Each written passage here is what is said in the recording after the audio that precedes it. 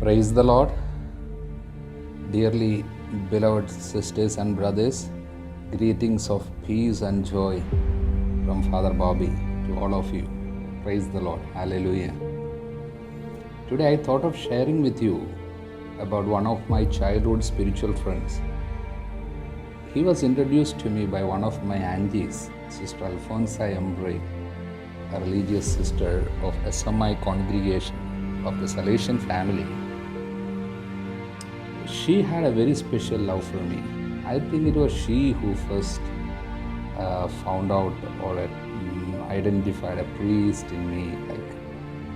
And she introduced to me Saint Dominic Savio. Whenever she comes home, she would bring me beautiful pictures of Saint Dominic Savio. I remember I had a collection of those.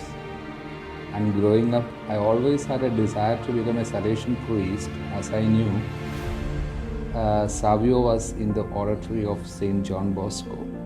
However, the will of God for me was different, that I should be a Vincentian priest. But still, my love for Savio is deeply rooted in my heart, and still he is one of my favorite saints. On May 6th, the church celebrates the feast of Saint Dominic Savio, who is the only person of his age group who was declared a saint not on the basis of his having been a martyr, but on the basis of having lived what is seen as a holy life. Savio was canonized as saint on 12th June 1954 by Pope Pius XII, making him the youngest non-martyr to be canonized in the Catholic Church. Until the canonizations of Francisco and Jacinta, the pious missionaries of Fatima recently, that's in 2017. Dominic Savio, he was born on April 2nd, 1842 in the village of Riva in northern Italy. He was the second of 11 children born to Charles and Bridget Savio. They were poor, hardworking and pious people. His father Charles was a blacksmith. Dominic was a remarkable boy. What we know of him comes from a biography written by St. John Bosco. He attended the oratory of St. Francis de Sales, a school and a youth center founded by Don Bosco himself. As much as I know, I think his was an infused grace working in him. If not, from such a tender age, we can't imagine someone to be so much in control of his emotions, deeply prayerful, and with an ever-maturing spirituality. While children of the time customarily received their first communion in their early teens, Father Luca, the pastor, the parish priest of his parish, recognized the boy's remarkable piety and let him make his first communion at the age of 7. As the day of his first communion drew near, Dominic wrote down 4 resolutions in a little diary of his. Remarkably mature thoughts for a 7-year-old. These are the 4 things that he has written. First, I will go to confession and communion as often as my confessor will allow. Second, I will sanctify Sundays and holidays of obligation in a very special way. So Jesus and Mary will be my best friends for death, but not sin. And we shall see Dominic lived by these resolutions heroically. Imagine a boy of 10 trudging a total of 12 miles to and from school every day for an whole year. On one very hot day, it is recorded an elderly man met him and asked, Savio, aren't you afraid to walk so far alone in this country road? I am not alone, replied Dominic. I have my guardian angel with me. Oh, that's good. But surely you find the journey long and tiresome in this very hot weather, said that man. I work for a master who pays well, he said. Oh really? Master? Who is your master? And little Savio said, Jesus is my master. When he was at this school, an incident occurred which shows the depth of Dominic's kindness and thoughtfulness. Once a classmate committed a serious offense. This boy had a reputation for misbehavior. The culprit falsely accused Dominic of the offense. The teacher gave Dominic severe scolding before the whole class. And Dominic made no reply, but stood in silence, head bowed. A few days later, the boy who was actually guilty was discovered. Regretting his previous harsh words, the teacher asked Dominic why he had not defended himself. His answer came slowly. He said, I know that the other boy was in trouble for many other things. I remembered how our Lord had been unjustly accused, and I hoped that if I kept silence, that boy would be given another chance. This incident took place when Dominic was only 11 years old. It shows the depth and simplicity of this young soul. Dominic arrived in Turin at Don Bosco's oratory of St. Francis de Sales in early October 1854. He was 12 and a half years old then. In the office of Don Bosco, Dominic noticed a sign in a frame hanging over the door. What is the meaning of those words, Father? And Don Bosco explained, there is a motto, Da mihi animas cetare tole. It is Latin. Do you understand Latin? No, Father, said Savio.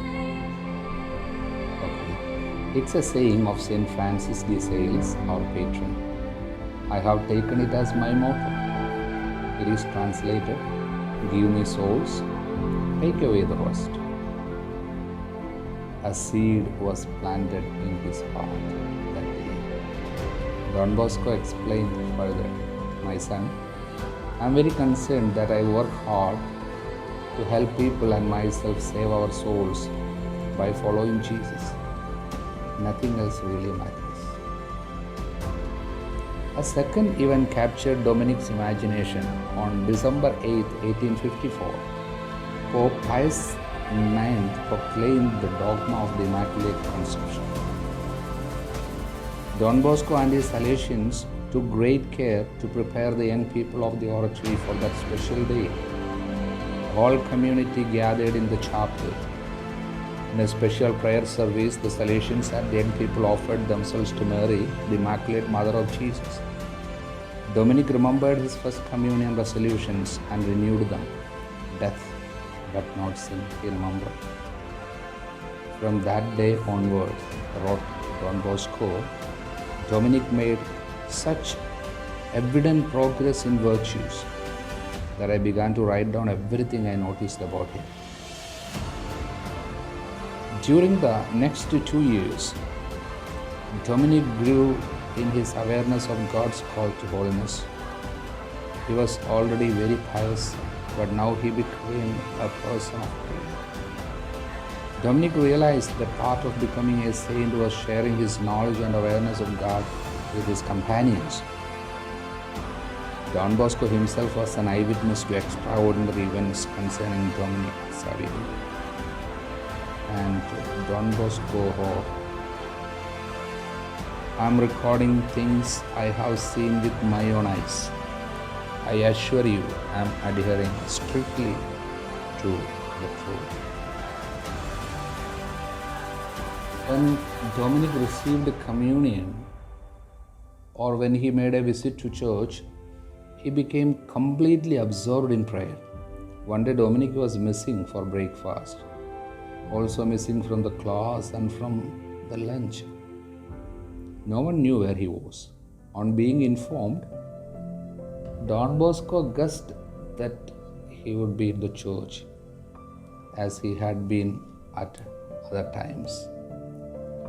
His guess was right. He went into the sanctuary behind the main altar. There was Dominic, standing as immovable as a rock. One foot was over the other. One hand rested on a book stand. The other was pressed against his heart. His face was fixed toward the tabernacle. Don Bosco called him, "Dominic."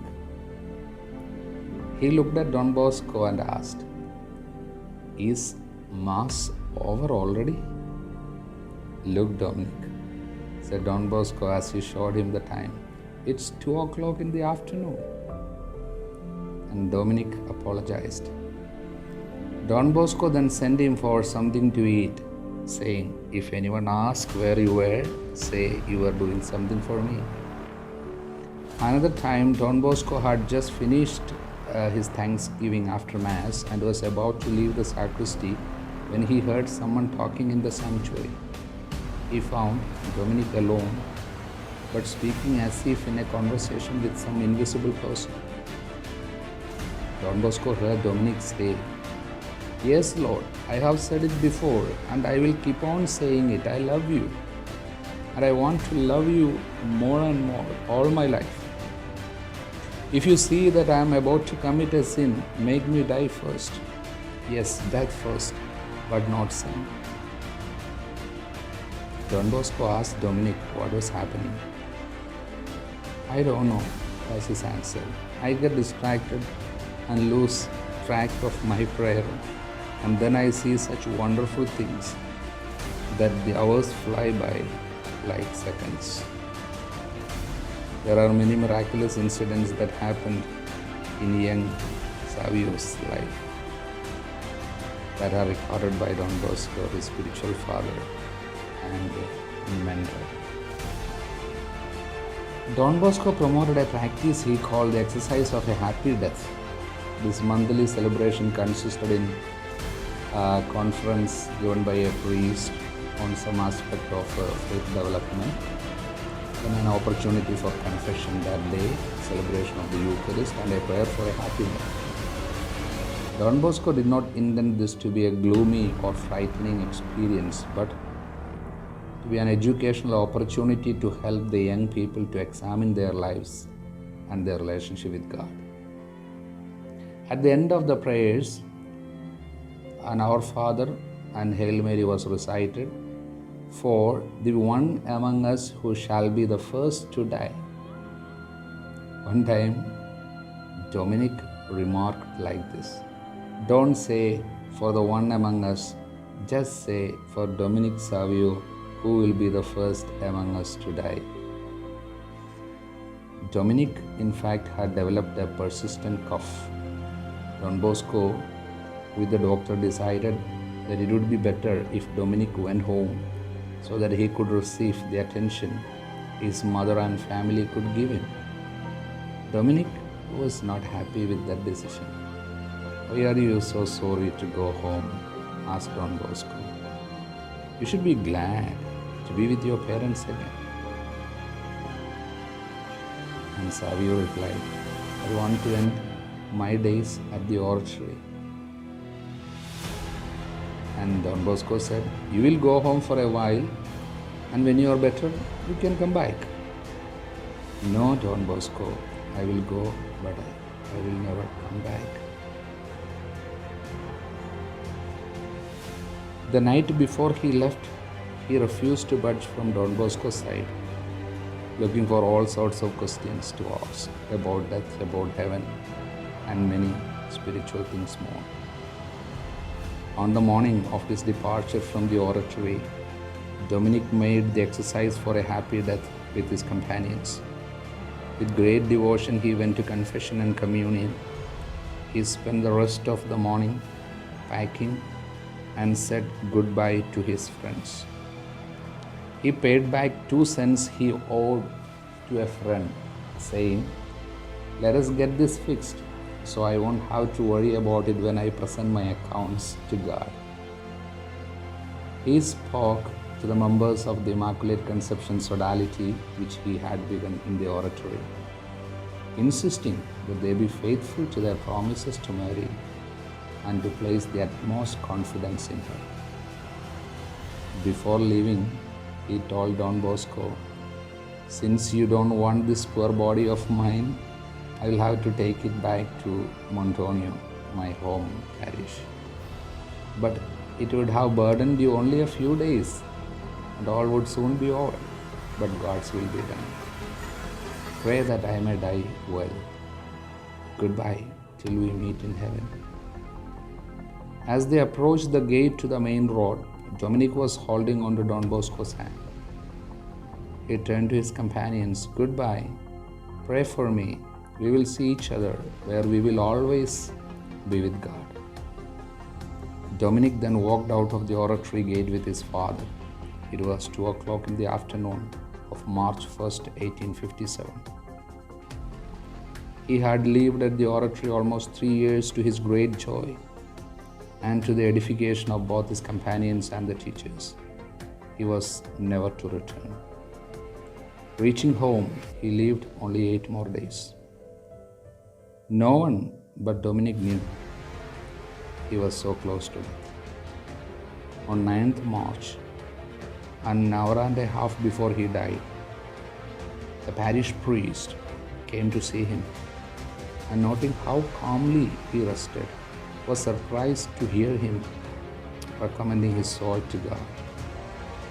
The boy kept praying in long, drawn-out sighs, "Jesus, Mary, you will be always my friends, death but not sin." After reciting a few prayers with Dominic, Pastor turned to leave. "Please, Father," Dominic said, "give me a little remembrance before you go." "What remembrance can I leave you?" asked the parish priest. "A word of comfort? I know nothing better than to recall the passion of Christ." "Thanks be to God," Dominic answered. He then fell asleep and rested for half an hour. He then opened his eyes, looked at his parents, and gasped, "Papa, it's time. Take my prayer book and read for me the prayers for a happy death." For a while he seemed to be resting. Then slowly he awoke. Smiling, he said clearly, "Goodbye, Papa. Goodbye, Mama. Oh, what a beautiful sight I see." With these words and a smile on his lips, Dominic breathed his last. It was 9th March 1857, and he was then just 14 years old. What a beautiful death it was. According to the testimony of Charles Savio, Dominic's father, shortly after his death, Dominic appeared to him. After verifying it was his son, Charles said, "Oh, my dear boy, how wonderful you look. I don't know what to say. Are you in heaven?" And Dominic said, "Yes, Papa, I am in heaven. Will you pray for us, your mother and me?" "Yes, I will pray for you." With this, the vision faded. On December 6, 1876, 19 years after his death, Dominic appeared to Don Bosco. In that vision, Don Bosco asked his student, Savio, "Dominic, what gave you the most comfort at the hour of death?" And Savio said, "What comforted me most at the point of death was the assistance of the powerful and loving Mother of God." On June 12, 1954, Pope Pius XII canonized Dominic Savio, this 14-year-old boy from Don Bosco's oratory, a saint. Saint Dominic Savio is a wonderful hero for young people today. This teenage saint's way to holiness was basically A life lived simply by doing the everyday duties of life in an extraordinary way. It's a beautiful spirituality that can be lived by all of us, people of all ages. May his life inspire us and his intercession ignite in us the desire for greater holiness. By the authority of priesthood, today I bless you. In the name of the Father, and of the Son, and of the Holy Spirit. Amen. Praise the Lord.